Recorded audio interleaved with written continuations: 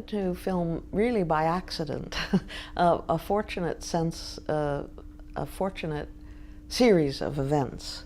I wanted to become a diplomat because I had been born, my parents are both American, but I was born abroad and I grew up amongst a more European community. And when I went back to the United States when I was 15, I was a bit shocked by it, and I decided that I would study to become a diplomat. So I took what we call political science and the Russian language, and I passed all the exams for the State Department, which is your foreign service.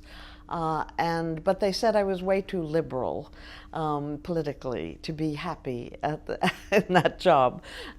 We were protesting the Vietnam War and supporting Martin Luther King in the South, and they thought that I would be unhappy. They were probably right. So I went back to do some graduate work, but I then saw an ad in the New York Times, and this never happens, for someone from Los Angeles saying that he wanted to train a film editor in New York.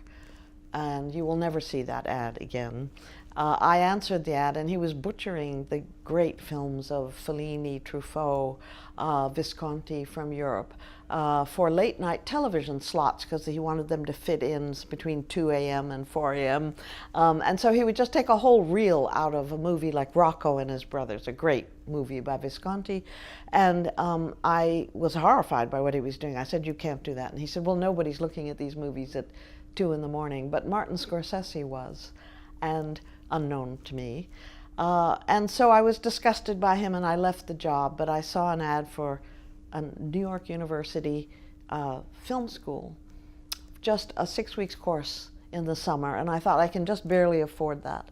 So I took it.